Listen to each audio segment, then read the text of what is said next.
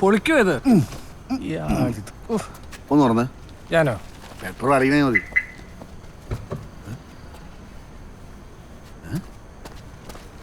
എന്നെ പണിക്ക് നിർത്തിയിട്ട് ഇയാള് വീട്ടിൽ പോകുന്ന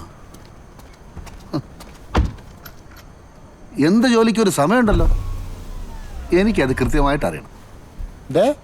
വർക്കിംഗ് ടൈം അല്ലാതെ ഈ ഫ്ലെക്സിബിൾ എന്ന പരിപാടി നടക്കില്ല. ഹലോ, ഇവിടെ ഇങ്ങനെയാണ്. അതിനൊക്കെയാണ് നിനക്ക് ഈ അക്കോമഡേഷനും ഫെസിലിറ്റീസും ഒക്കെ തന്നിരിക്കുന്നത്, മനസ്സിലായോ? പിന്നെ ഫെസിലിറ്റീസ് ഈ തീപ്പെട്ടിക്കൂട്ട് സെറ്റപ്പിൽ തിങ്ങി ഞെരുങ്ങി ജീവിക്കാൻ എന്നെ കൊണ്ട് പറ്റില്ല പോയി. ഓ തമ്പുരാനെ, ഞാൻ അങ്ങോട്ട് വന്ന് ക്ഷണിച്ചൊന്നും അല്ലല്ലോ. ആ ഡോക്ടർ പ്രിയൻ എൻ്റെ ഒരു കൂട്ടുകാരനായി പോയി. തനിക്കേ സൗകര്യമുണ്ടെ മാത്രം ഇവിടെ വർക്ക് ചെയ്താൽ മതി, മനസ്സിലായോ? അതെല്ലാം ഞാൻ എപ്പോഴേ തീരുമാനിച്ച്.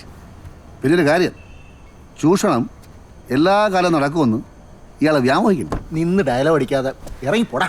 ഓ പോടാന്നാ? ആ പോടാ. മുതലാളി തൊഴിലാളിനെ ഇടാന്നാ? ധൈര്യം ഉണ്ടെങ്കിൽ ഒന്നുകൂടെ വിളിച്ചോക്കടോ. എടാ ഇറങ്ങി പോടാ. എൻ്റെ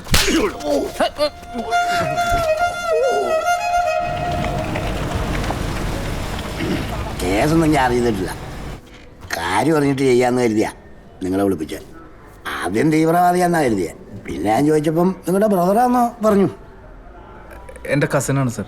അതെ, ഈ തലയ്ക്ക് സ്ഥിരതയില്ലാത്ത ആളെ വീട്ടിലെടുത്തണം, അല്ലാതെ നാട്ടുകാർക്കും പോലീസുകാർക്കും ബുദ്ധിമുട്ടുണ്ടാകുന്ന രീതിയിൽ പുറത്തേക്ക് ഇറക്കി വിടരുത്. ആർക്കാണ് സാർ തലയ്ക്ക് സ്ഥിരതയില്ലാത്തത്? സാർ ഞാൻ എന്ത് പ്രശ്നം ഉണ്ടെങ്കിലും സാർ പറയണം. സാർ ഒരു കാര്യം ചെയ്യൂ, എൻ്റെ പേര് കേസ് രജിസ്റ്റർ ചെയ്യും, ഞാൻ കോടതി വായിച്ചോളാം. ഇതൊരു ജനാധിപത്യ രാജ്യമാണെന്ന് എനിക്കറിയണം. That's all. ആ കണ്ടോ, ഇതാണ് സംഭവം. ഇത്രയേ ഉള്ളൂ പ്രശ്നം.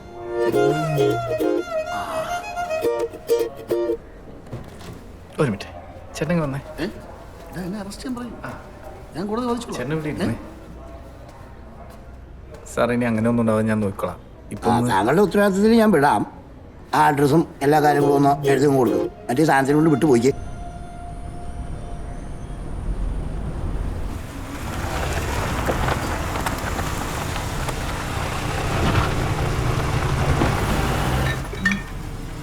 പ്രിയൻ സാർ വന്നു, നീ ഇങ്ങോട്ട് വന്നേ. അതെടുത്തു. നല്ല വിശപ്പ്, കുഴിമന്തി കിട്ടുമോ? ബ്രേക്ക്ഫാസ്റ്റിനോ? എന്താ കുഴപ്പം? സാറേ എന്റെ കാര്യം. ഏത് കാര്യം? അല്ല, ഇവളുടെ കാര്യം. ഇവളുടെ എന്ത് കാര്യം? ഇവൾക്ക് സിനിമയിൽ അഭിനയിക്കാൻ ഭയങ്കര ആഗ്രഹം. അതുകൊണ്ട്? അല്ല, സാറ് സിനിമയ്ക്ക് വേണ്ടി കഥ എഴുതുന്നെന്ന് കേട്ടു. ആര് പറഞ്ഞു? നമ്മുടെ പ്രിൻസ് പറഞ്ഞു. സാറേ എന്തേലും ഒന്ന്. എടി നീ ഇതല്ലോടാ തടിയൻ്റെ കൊടുത്തി എന്നിട്ട് ഫോൺ ചെയ്ത് വെച്ചേക്കുന്നൊക്കെ ഒന്ന് കാണിച്ചേ സാറിനെ. എന്താണത്? നീ നാടകത്തിലല്ലേ എഴുതിക്കൊണ്ടിരുന്നത്? സിനിമയിൽ. സിനിമയിലെ പക്ഷേ തനിക്ക് കിട്ടിയ സൗഭാഗ്യത്തെ പറ്റി പറഞ്ഞ് നാദിരി എന്നെ കളിയാക്കിയപ്പോ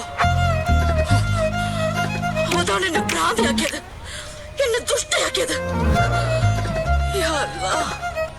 എങ്ങനെയുണ്ട്? നല്ലല്ലേ? എപ്പോഴും തന്നെ പരിപാടി.